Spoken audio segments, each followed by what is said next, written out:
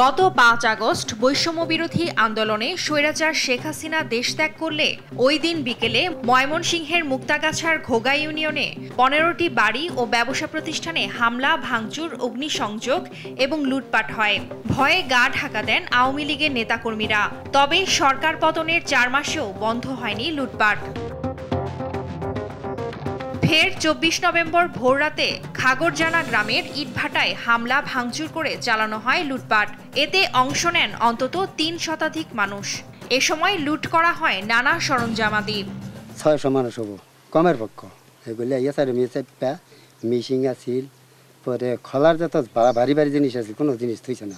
গাড়ির মধ্যে রান্দাও ধরছে, রান্দাও ধইরা এখানে আপনার পরে এখান থেকে লুটপাট করছে। 10টা গরু নিয়ে আছে, এনেকুৱা ৫-৬০০ লোক আছিল।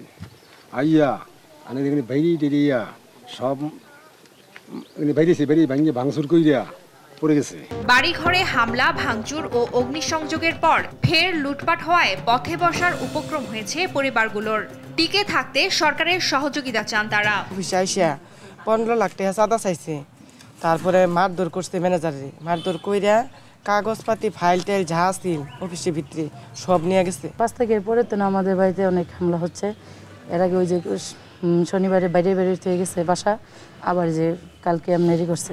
বিএনপির নাম ব্যবহার করে কেউ যদি লুটপাটের সঙ্গে জড়িত থাকে তাহলে কাউকে ছাড় দেওয়া হবে না বলে জানান বিএনপির যুগ্ম মহাসচিব সৈয়দ ইমরান সালেহ প্রিন্স। এই গুটি কয়েক বিপদগামী দুষ্কৃতিকারীর জন্য পুরো দল প্রশ্নবিদ্ধ হতে পারে না। এই জন্য আমরা এ ব্যাপারে কঠোর অবস্থান নিয়েছি। দখলদারিত্বের কোনো রাজনৈতিক পরিচয় নেই জানিয়ে তাদের বিরুদ্ধে কঠোর ব্যবস্থা নেওয়ার কথা জানান রেঞ্জ ডিআইজি। দখলদারিত্ব তাদের কোনো রাজনৈতিক চরিত্র বা রাজনৈতিক পরিচয় নাই। আমরা সেই পরিচয়ে তাদেরকে পরিচয় দিতে চাই না। যদি এরকম দখলদারিত্বের বিষয়ে আমাদের কাছে যে সমস্ত তথ্য আসছে, আমরা যথারীতি মামলা নিচ্ছি, সেটা যে দলেরই হোক না কেন। এসব ঘটনায় মুক্তাগাছা উপজেলা বিএনপির সিনিয়র যুগ্ম আহ্বায়ক কামরুজ্জামান লেবুকে হুকুমের আসামি করে 48 জনের নাম সহ অজ্ঞাত 40 জনের নামে অভিযোগ দিলে সত্যতা পায় পুলিশ। নিউজ ডেস্ক, দেশ টিভি।